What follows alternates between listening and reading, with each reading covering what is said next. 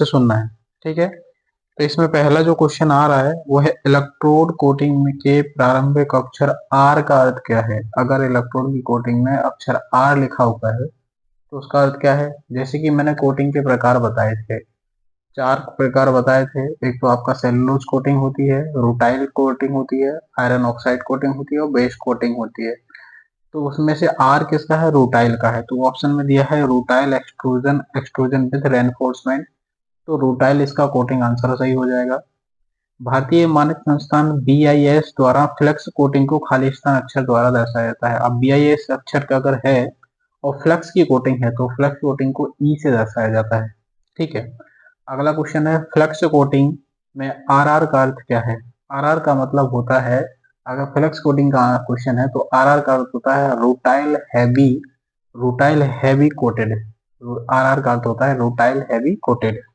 उसके बाद flex coating में सी का अर्थ क्या है, तो सी बोले तो सेलुलोसिक, सेलुलोसिक जो कोटिंग होती है उसके लिए सी होता है।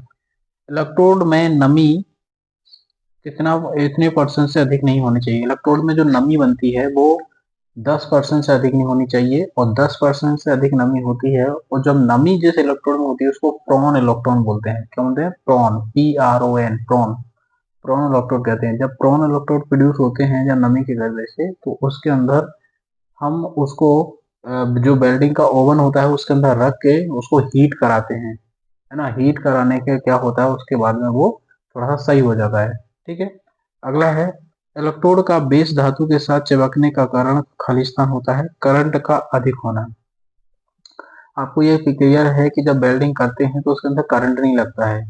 करंट क्यों नहीं लगता है, क्योंकि वहां पे वोल्टेज का जो डिफरेंस है, वोल्टेज जिसको हम बोलेंगे, वोल्टेज नहीं होता है वहां पे। वोल्टेज 90 वोल्टेज से कम ही होता है, तब हमें वहां पे जो इलेक्ट्रिसिटी है वो नहीं लगती है। लेकिन वहीं करंट की वैल्यू बहुत ज्यादा होती है, करंट की वैल्यू वहीं पे बहुत ज्यादा होती है। इलेक्ट्रोड का वह भाग जिस पर फ्लक्स नहीं लगा होता है उसको हम कोर वायर बोलते हैं। वो जब फ्लक्स नहीं लगा होता है तो कोर वायर भी बोलते हैं, बेयर इलेक्ट्रोड भी बोलते हैं उसको, बेयर इलेक्ट्रोड है ना, तो कोर वायर बोलते हैं उसको। ठीक है ना, जिसको फ्लक्स नहीं लगा होता है। बेल्ट बीड में अपेक्षित स्ट्रेंथ के लिए इलेक्ट्रोड किस आधार पर चयन किया जाता है। जैसे कि वेल्डिंग स्ट्रेंथ के आधार पर उसकी वेल्डिंग पोजीशन के अकॉर्डिंग हम उसको सिलेक्शन करते हैं।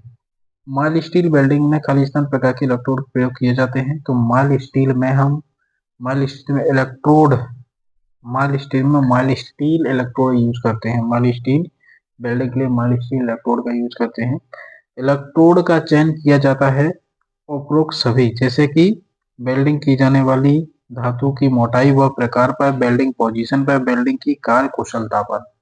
ये सभी वेल्डिंग इलेक्ट्रोड चयन करने की चीजें हैं।